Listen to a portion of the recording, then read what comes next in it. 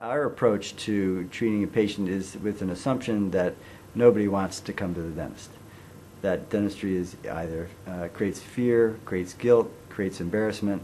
And so our approach to that usually is, let's just get that right out in the open.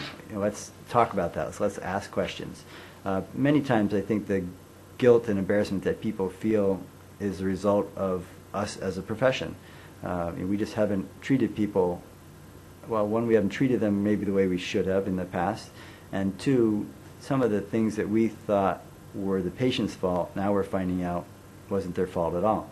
It had something to do with their heredity or their genetics. But they were always thought to believe that it was up to me to fix myself, and if I can't, there's something wrong with me. I can recall a lady named Shannon who came in, and Shannon was so fearful of dentistry, she bordered on belligerent. I would say, in that she was just so defensive. Don't touch me there, don't touch me there, what are you doing now, what do you do? Why do we have to do this? And so that's the way I met her that way. And now she's gone through, and at the same time she had not only fear, but she had very severe dental concerns going on at a very young age, and was very likely to lose all of her teeth. By midlife she would lose all her teeth. I think Shannon came in feeling that there was no hope, that it didn't really matter who she went to, it wasn't going to work out. She was almost doing her due diligence, but she was going to be a dental cripple her whole life.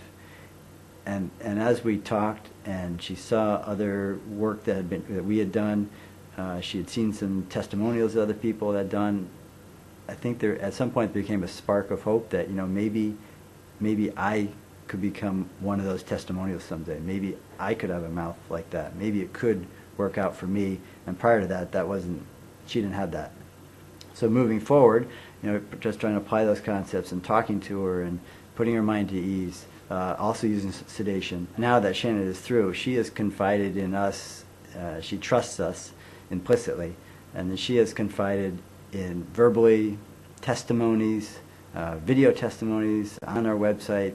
If you talk to her any time, that probably the key ingredient to us helping her out was just plain being empathetic to her past, and being patient with her, and just plain old-fashioned TLC.